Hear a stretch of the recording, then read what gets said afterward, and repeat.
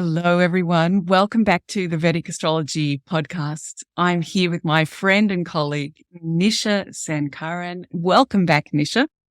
Thank you. Hi, Fiona. It's lovely to have you here because we together have been exploring the Vedic Astrology planetary mythology. And our wish and aim is to make these myths accessible because the planets are really important when we're learning Vedic astrology. Sometimes some of the content and stories can be a little bit hard to connect to or even a little bit off-putting. So little by little, we're working our way through each of the planets. And I would love to recommend to you, if you haven't already, to catch up on our episodes on the sun and the moon, because in those episodes, I spend a little bit more time laying out the context for these conversations. Our intention is to allow as many people as possible to feel included, inspired, and empowered by Vedic astrology mythology. And if there's anything that we can do in our discussions about this mythology to make it more accessible, more open to people from more diverse backgrounds, then we feel like we're contributing something. So it is with those intentions in mind that we head towards Mars mythology.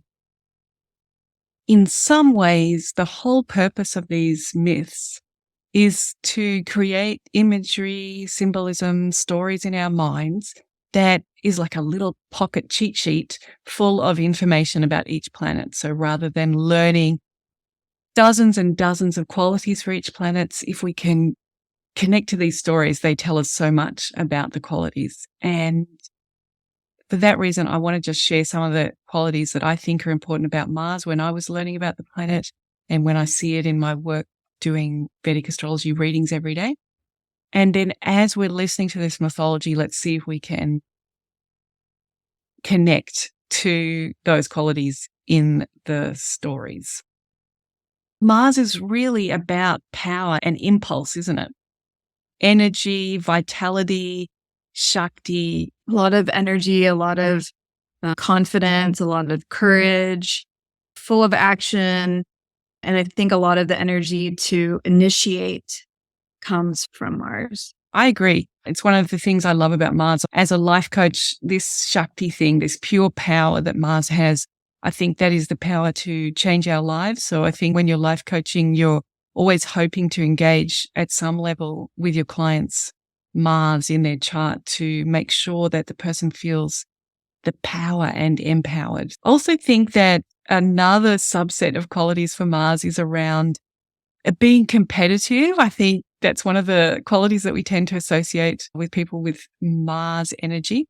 And also that Mars is really interested in protecting righteousness. It's a dharmic planet and it's come here to do good, and it wants to take those actions that we were talking about in an auspicious way to make change that's helpful, that creates less suffering for people here on planet Earth. In terms of protection, the destructive and the creative energy that Mars has, that the innovation and initiation can come from both of those sides in order to enact protection. I think Mars lets you do things that you can't even imagine you'd be capable of. Courage, fearlessness, remover of fear. It's adrenaline, really, in some ways, isn't it? That when we're faced with those life or death moments, suddenly we find this strength to take an action that we didn't even know we had. I think this comes out really nicely in the mythology is around Mars being pure, celibate, purifying, like the purifying nature of fire, how Mars is associated with fire. We really can use fire to detoxify things. But also because of this, Mars also is associated with discipline or tapas or restraining, like often restraining what a person eats, or they'll have rules that they follow about their conduct and the way that they live their life, which actually they can be patient, which is a great quality. If you have a really good Mars, you know to just cool it and be with the moment, observe what's going on, and only really take action when it's the last resort. It has to happen now. Now I have to take action. And freak from corruption. We talked about Mars being auspicious, that it it loves to work for the good principles of the society, and therefore it works best when it's free of pursuing power for its own gain. I don't think Mars is really interested in power for itself, just as we talked about, as a protective tool. Yeah. There goes that word purity again. Well, we're going to hear about Mars as the eternal boy, right? The eternal youth. Yeah. I mean, I think in terms of just the element, that it is just pure fire. So it acts very dharmically. So in that sense, I can see that sort of being driven in a very single-minded kind of way. And the mythology, which we're going to cover, it's always for just causes. And that's where a lot of that anger and that fire initiates that action to be able to have an outcome that's favorable for fighting for those just causes. Obviously, Mars is a cruel planet. It's a malefic planet. And the picture that I put in my mind was like the ironmonger bashing out the iron. He puts it in the fire to really heat it up and then hits it with the hammer to work the metal into the shape that it needs to be to become a weapon, for example. So it's a very Mars example. But I think that we need these malefics in our life. They help us with the hard things in life. They help us make the tough calls. And also they put us under pressure in the chart. So wherever your Mars is somewhere that one might be very successful, but it could be because of a lot of pressure and intensity. So we've talked about these energies that are related to Mars in the Vedic astrology birth chart when we're trying to remember what the planet represents. I wonder what some of the mythology is and how that might help us remember too.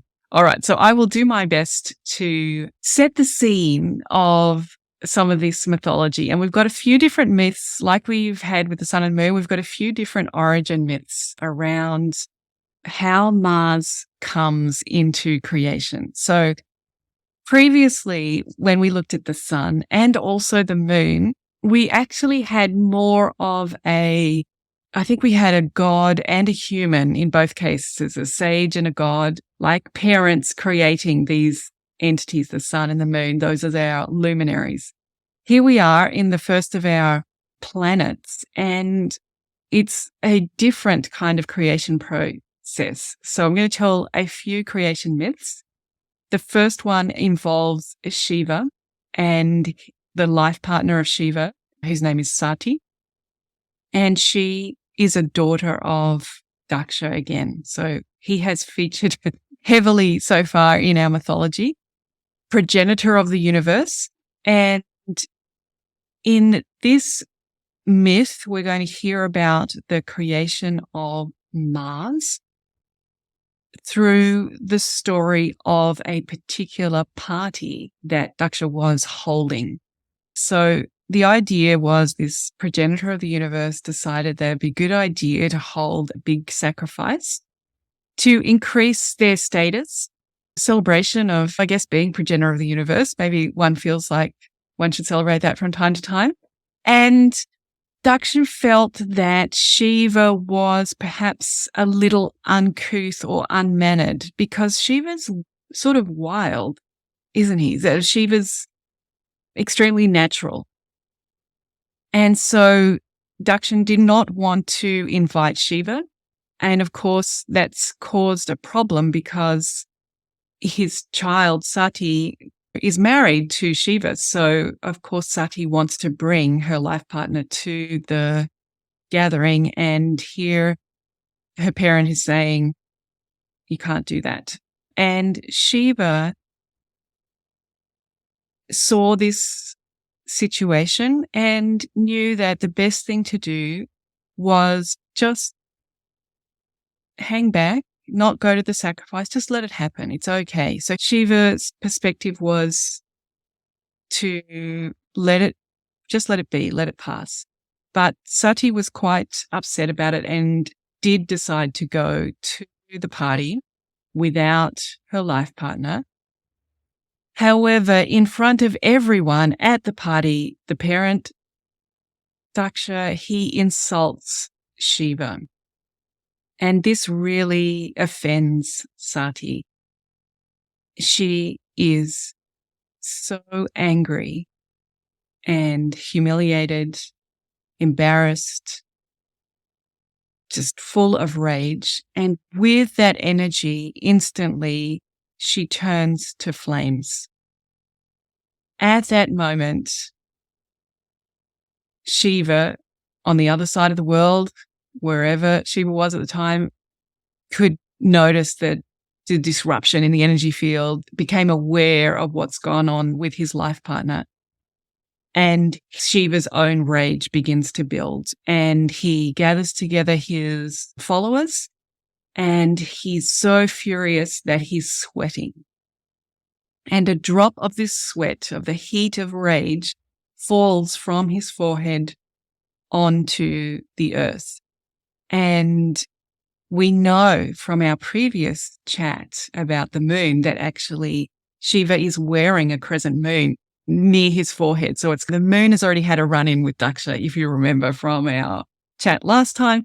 And it's almost like the moon, this water element, gives a bit this permission for the sweat to drop to the earth.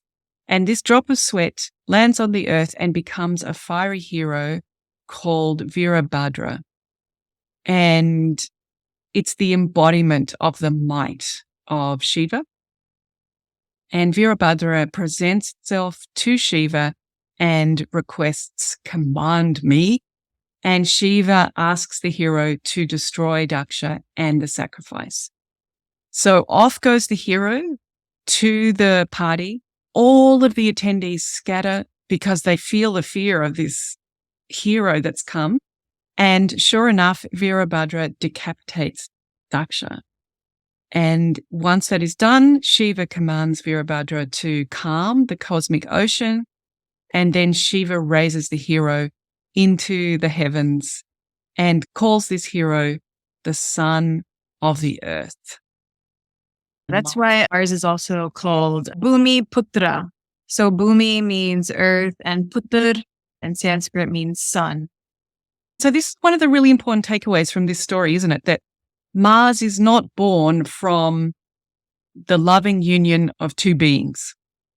He's actually created from pure rage, from this need to take action. That's exactly right. And I think the idea of the orphan archetype is going to show itself more as we go through the myths. But I think that the independence and the fury and what he was created to do really shows how Mars can enact itself in the charts as well. So when I first heard this myth, it did upset me because I know the real world consequences of what mythologies and how they impact religions and the real world impact of that.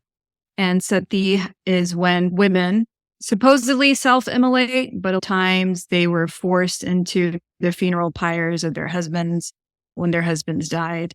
And especially back then in India, there were girls who were getting married. And so teens and younger women and women of all ages were forced into funeral pyres of their husbands so the in-laws wouldn't have to take care of them. Again, I am not an expert. I'm a layperson on this information and just what I've heard from my family telling stories about what they know, just being born and raised there. Regardless, though, it did happen. And even though it's been outlawed, I think it was just outlawed in last century, but it was a practice that was still going on. And so it's a very upsetting thing to hear it, which is, I guess, I can bring another reason why I'm so interested in doing these things with Fiona, even though a lot of this stuff is very hard to hear. And we know what happens in the world when these things are incorporated into religion. It's helpful to know where some of these origin stories come from and why these things we see in the news, like why they happen. Obviously, none of us would like to ever be in that position. And it's terrible that those things have happened and hopefully they're not happening anymore. I just want to clarify the practice is actually called sati. That I'm not saying that it's because of this specific myth that sati became a practice, but recognizing that it's a tough thing to talk about and there's no resolution, but it adds, at least to my knowledge, to know how these things came about to a certain extent. I'm glad that you bring that in because I'm from the outside and I'm hearing this story fresh. It was not the stories that I was raised on as a child. So from the outside, it's hard for me to see how that got translated into when the husband dies, the woman should throw herself on the fire. Like it just doesn't, I don't get how those are linked together. Yeah. I think it would be helpful if Sati, instead of harming herself, could have taken out a ball of fire from her side the way that Shiva did with Virabhadra. That would be like showing how to use your tools without hurting yourself amongst all these egos going on, and that knowing that you yourself have an ego, but you also have a way of entering the fray without sacrificing yourself. These women stories weren't told by women. It was sacrificing herself, which to me isn't real power. It's so interesting what you're bringing up there because it's quite challenging as a woman to get angry effectively, isn't it? Like lots of women tell me about how when they get angry, they burst into tears. So I think that 50% of us that when we get angry, we end up crying in some way and then you end up getting comforted. Right? You're angry and somebody thinks you need to be comforted. And that's obviously not what you're going for. And then there's maybe 30% of is raging and maybe it appears as if one has burst into flame. I've got this bright red hair. I'm sure that people have thought I've burst into flame at various times in my life. And that's also not that effective, right? That female rage it's hard for people around and for men around to go, let's engage with that. This is really important. People want to get away from that. I love what you're saying, that the retelling of this myth, you would actually see that Sati calls fire into her hand that becomes Mars and goes off and does the attacking. That would be my version. I love that, Nisha. Great. Good. But it's true. I think that there is a little bit of powerlessness here that the woman has sacrificed herself. So it was great. She's been seen. She's created change, but she's got no way forward because she used all of her energy in creating this moment of rage, of reaction. And I think and so many of the stories that we're going to hear about Mars today, they're really telling us about how challenging it is to work with fire and how challenging it is to change things, how challenging it is to be angry. And that's inspiring for me to know that all of this time, humans have been struggling with how to be angry. It's something that we need. It's a survival instinct. The adrenaline that we're speaking about, that's how our DNA has reached this point, is because all of our ancestors have had enough power to survive. But how do you work with anger in an effective way? Yeah, I actually find it really comforting that Mars represents the emotion of anger as one of its primary characteristics. I find that to be very heartening because, again, everyone has a Mars in their chart. Yep. And it tells me that you can use anger effectively. And so I think going back to the myth, when I was like, it's not using anger effectively, when that goes against thinking of what just characteristically Mars represents. And the good placement is using your anger to fight for just causes. And then after you win that battle, or however it turns out, and you're past that moment in your life, then you go back to that Vishnu-esque way of being, that very calm. And that's, I guess, the good placement of Mars in your chart. But a bad placement would be just willy-nilly, just like going off like a sprinkler with your anger and not really doing anything effective with it. So yeah, I really appreciate that because so many people that are marginalized right now in our world, if they do use their anger in a way that people in the mainstream use it, they are seen as being only anger, effective, not knowing regain their own power and find success that way. So I loved what you were saying there, that really this myth, although it has problems that we've raised, it does have these themes that I think we're going to hear through the rest of the myth, that Mars has an unusual birth. Mars is related to anger. It works best when it gets the job done. And once it's done the job, like it says here, it should be resting in heaven. Just goes back. And I think this story is also telling us about being careful about taking offense and insults, that Shiva, right at the beginning of this story, is obviously could take offense if he wanted to and could have gone straight to the Virabhadra reaction, but knew to, hey, I'm just going to let that pass. In Australia, we play this sport called cricket. Well, in Commonwealth countries, you play cricket. Yeah, it's huge in India. It's huge in India. And one of the skills in cricket is to let the ball go through to the wicketkeeper, like not engage, because the bowler is always trying to get you to attack, because that's when you'll make a mistake. And it's interesting using a sports analogy because obviously Mars is really associated with athletes because of that whole competitive and skill thing. And so when the bowler is provoking you, one of the skills is let it go through the wicket keeper. So in Australia, we say, let it go through the keeper. And that's what Shiva's doing here, right? But eventually he gets drawn in. And then the other thing that I heard in this as well, it reminds me a little bit of the Pandora's box story, because at that scattering of people at the party or at the sacrifice, the gathering, is seen as where some of these diseases came into creation, that the heat from Mars, it still impacted these people, even if they were running away. And that's reminding us that Mars energy in the body is inflammation, and inflammation is the root of a large percentage of disease for the body. It's difficult for the body to be healthy with inflammation out of control. But there's something about the scattering of the people at the gathering reminded me of the Pandora's box, something that you open, that once you open it, you can't put it back. So this drop of sweat that becomes embodied and is able to even decapitate the progenitor of the universe. So it's pretty powerful. You can't put that back in the box. It has consequences. And yes, we've got a great weapon for change, but we've got this heat, this source of potential excess heat. I think that's great. I think that with Virabhadra, with that specifically, reminding yourself that Virabhadra, that form of Mars, came from Shiva himself, and that Shiva knows that he can do whatever he wants, whenever he wants, but he has that constraint. And reminding yourself that's not all of who you are, and reminding the source of that anger, I think that's like the anger for the just causes is the protective covering around Mars at that point. It's knowing why you're doing it, because when your Mars is debilitated, you lose that connection with source. You lose your connection with your own sense of self-compassion and of love.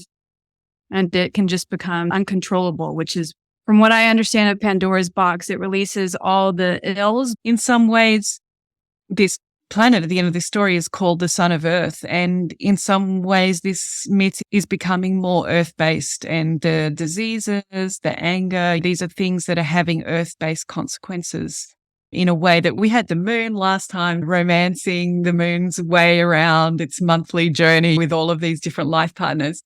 This is much more, there's consequences now. This is something's happening on planet Earth.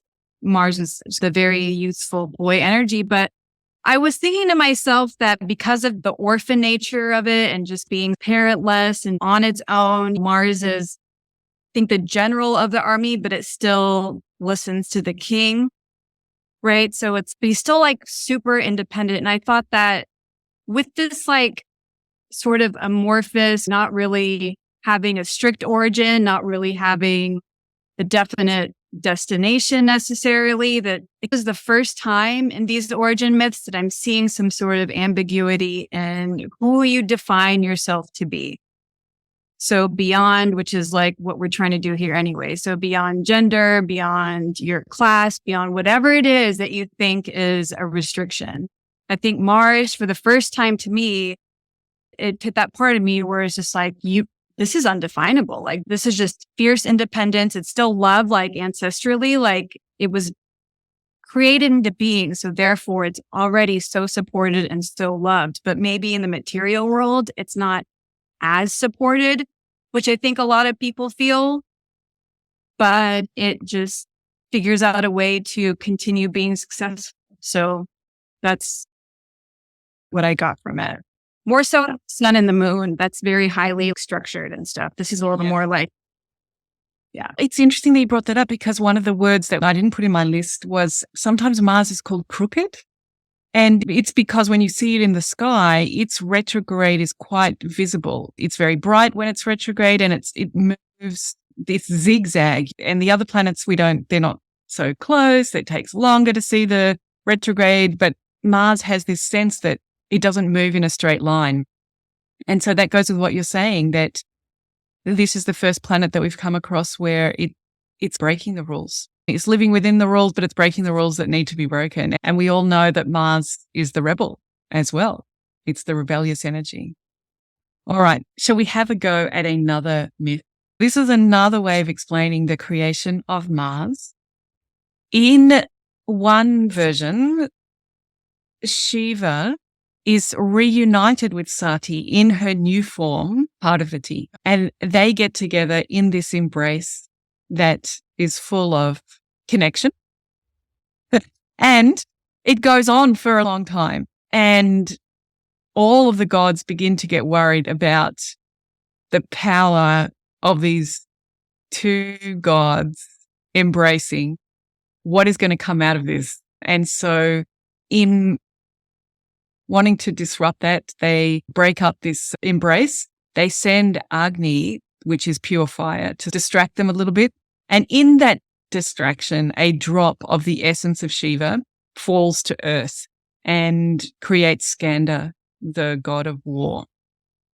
This is one version. So we have another drop descending to earth, similar to the previous version.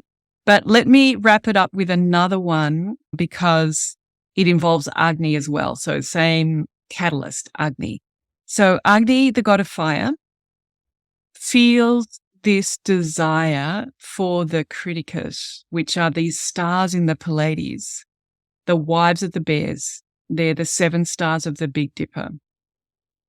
And Agni, kind of being this righteous energy, vows to control their own lust or to end their life, because they're not going to act on it because these people are already married. So there's nothing that can be done. I'm going to take this sacred vow. But another child of Daksha called Swaha is already in love with Agni. And this child has the power to present themselves in various physical forms.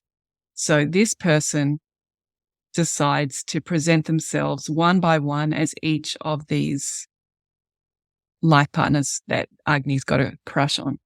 And one by one, she goes to Agni and has an interaction with Agni, believing that the wife has come freely to him.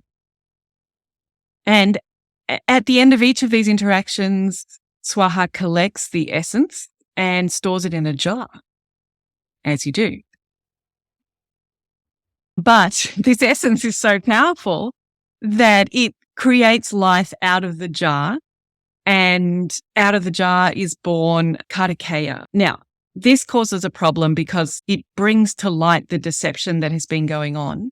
However, that deception is not found out before the husbands take it seriously, think that their life partners have betrayed them, and excommunicate them, all apart from one who was so pure that she couldn't even be impersonated by Swaha. So Kretikeya is then raised by everyone. It's the orphan, doesn't have a mother or a father, but is raised by all of the Kritikas.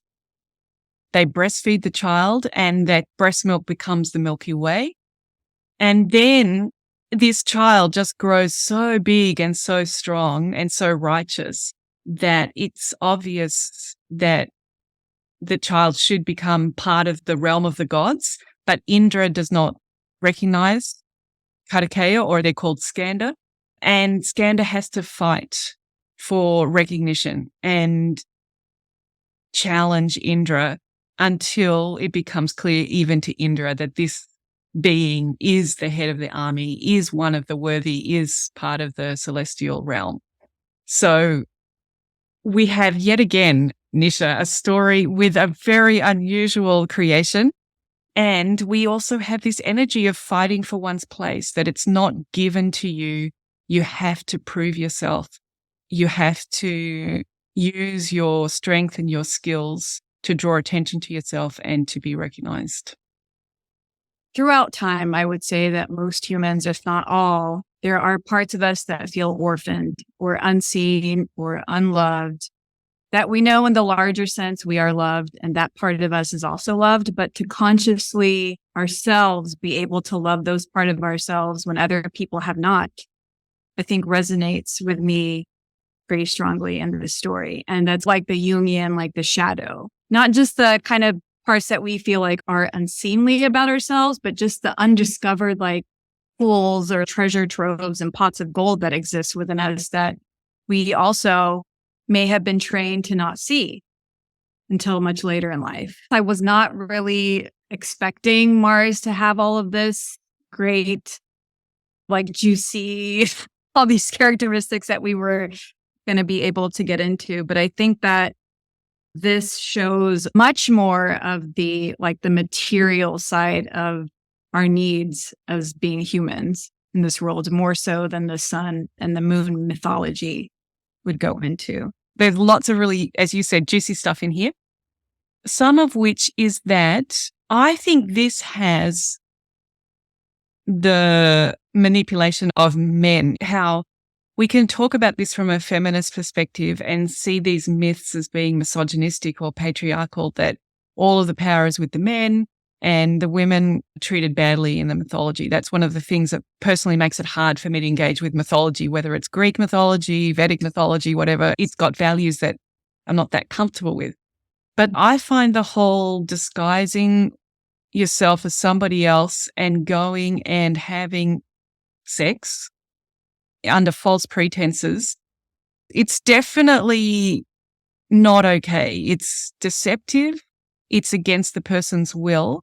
And also taking something from them that they don't realize that you're keeping or that you're using them for. I feel quite uncomfortable about the way the man is treated, or the way Agni is treated here. I guess this is one of the things about patriarchy, is that it's not necessarily gender-based, it's power-based. People have power and they misuse the power over other people. That's a bit it for me in this story, the kind of deception. Just like we had last time, the gods setting up, you've got to feed me naked, which I felt was ick. The ick for me in this is deceptively making someone break their vow of discipline for your own gain, for your own desires. I agree with that. I agree that this form of deception is one of the many things I find very ick throughout all these. I don't think that's a right thing to do. So let me just make that clear. That being said, this is also the kind of form of manipulation that, through a male perspective, the only way that they can show female empowerment is just not, it's not empowerment. It's just women are manipulative, like that kind of thing. And also I would go back to Agni. His initiation into this story is that he just lusts after these 7 siblings and he couldn't imagine life. He'd rather kill himself than not have sex with these women who already had their own families and already had their own lives and had all these things. So I'm not blaming anything on the victim, but I am saying that if it weren't for that lust blinding him as well, I'm not saying Swaha is not culpable. She definitely is. But you have to be responsible for your lust. And if it's too good to be true, then it probably is. And I think that's what this story is trying to share with us, is like the previous story was anger, how hard it is to control anger. And I think this story is trying to share with us passion, that fire of passion, that heat of desire and attraction. It's really hard to control. And it's a warning for us. Like you said, if it's too good to be true, it's too good to be true. All right. So I have a third myth to share. So this is how the story goes. There's a demon called Hiranyakashipu. This demon has a boon that he cannot be killed by man or beast. It cannot be killed in the ground or on the sky. It cannot be killed in the daytime or the nighttime. And no weapon can cause him harm. Okay, it's a pretty great boon. So he's feeling pretty powerful, and he basically goes around being a big demon and making trouble. And he has a child called Prahalada. And this child of a demon is a devotee of Vishnu. And this is very upsetting to the demon, right? This is the last thing you want. And the demon does everything to try to turn the child back towards the good ways of the demon ancestry. But no matter what he does, the child is devoted to Vishnu, and in fact begins to convert some of the other demon children into following Vishnu as well. Even worse. That's how devoted he is. There's lots of different strategies that are applied, but it comes to a head when the demon confronts his child, and the child explains that God is everywhere. And the demon says, are you willing to stake your life on the fact that Vishnu is inside this pillar? And he points to a column that's supporting a building. And of course, the child says, yes, I am. I do believe that. And at this point, Narasimha bursts out of the pillar. And this is a lion man, a half lion, half man. And he fights with the demon father. They engage in an epic battle. And it goes on for quite some time. But just as the sun is setting, Narishima begins to get the upper hand. And as the sun is going down, he picks the demon up and puts the demon on his knee. And he rips out the guts of this demon and is able to end the life of this demon because he fulfilled all of these exceptions to the boon. So it was not daytime or nighttime. It was in between.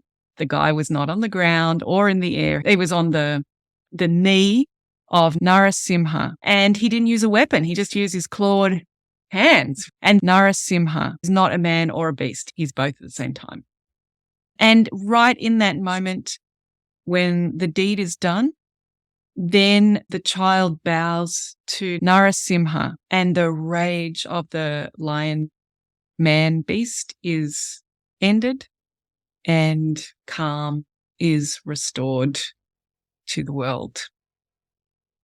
I really like how in Vedic astrology mythology that boons are like a total equalizer. Demons can get boons because you just have to do them. They're just very action oriented. And if you do them, you will get some sort of protection from gods. Whether or not you deserve it is not the question. The asuras and the rakshasas and all the demons are having these boons and having these children that are totally devout to God. I really liked all the mishmash of this here. What I like about it is that Mars can solve any problem. It can overcome any obstacle. And the boon sounded pretty watertight. No man, no beast, not in daytime, not in nighttime. One can be overwhelmed. Problems can seem too big. You can be like David and Goliath. You're just up against this unbalanced. It's overwhelming. And Mars just finds a way to solve these problems. And it works really well in Capricorn because Capricorn is the kind of the toughest stomping ground on the zodiac. The earth sign that's owned by Saturn, it's a tough, tough place. But it has all the resources there. And Mars is like the guys from the A-team who can take a paperclip and a matchbox and a piece of string or something. And they've come up with a device that's going to win them this overwhelming battle. So I like how this story reminds us that Mars never gives up. Again, it's got the same thing that one loses one's anger. As soon as the job is done, the man beast is back to being calm.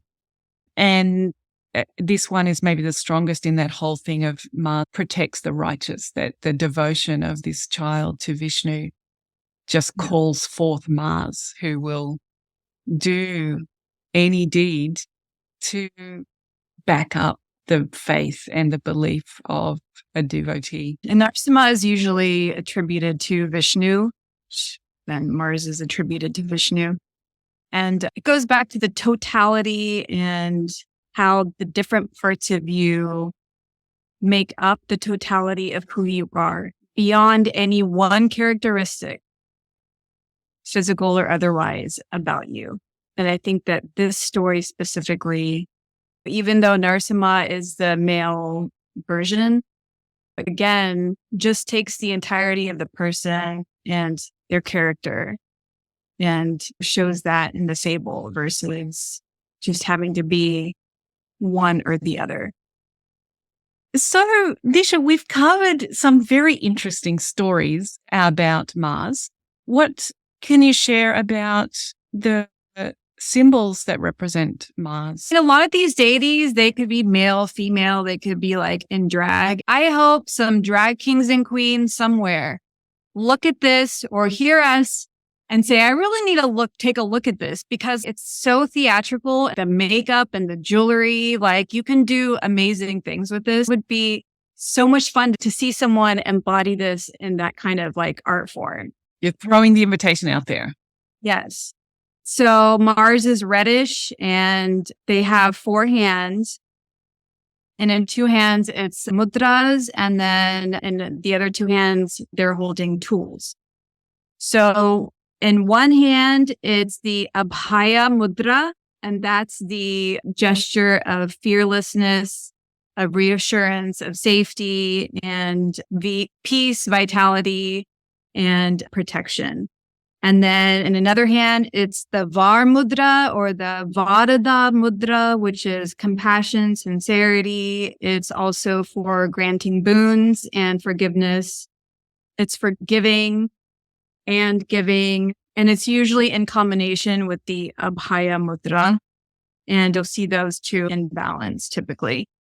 And then in the other hand, they're holding the Trishul or the trident. And then in another hand, they're holding the Gada or the mace. And then Mars is usually with a ram or a sheep. But I'm going to go with the ram because of Aries. So we have covered some territory, put ourselves to the task of trying to understand Mars through mythology. I think with the Mars mythology, I'm able to see how there's, especially in the retelling, how there's a lot of invitation to not only all kinds of people into being invited into a spiritual lineage, or if you're so called to practice something like this, that you can find yourself in it and know that you belong,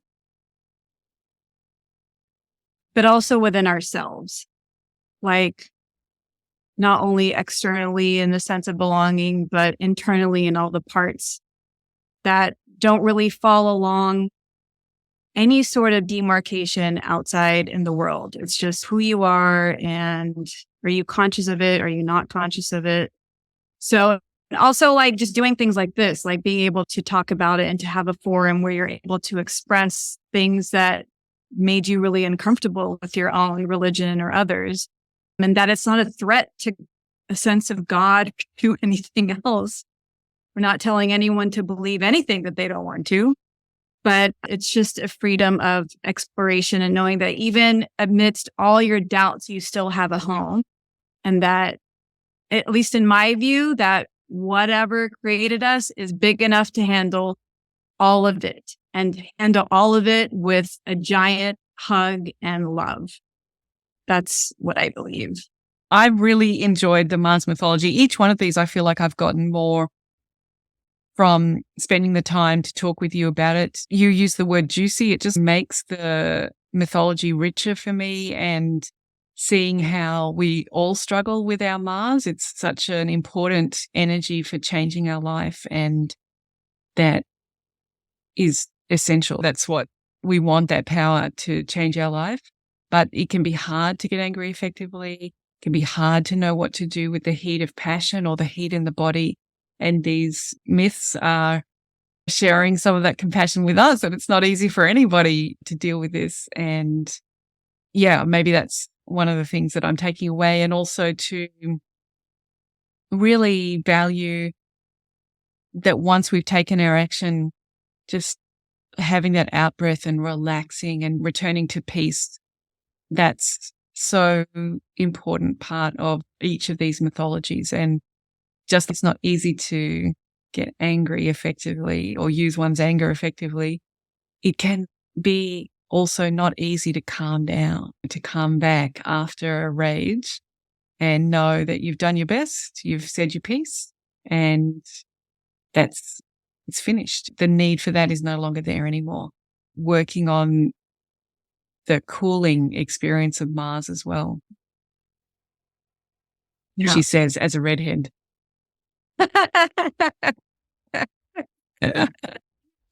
All right. And what about you guys at home? What have you taken away from our discussion of Mars, and how do you feel about the Mars in your chart and the Mars in the world that we see at the moment?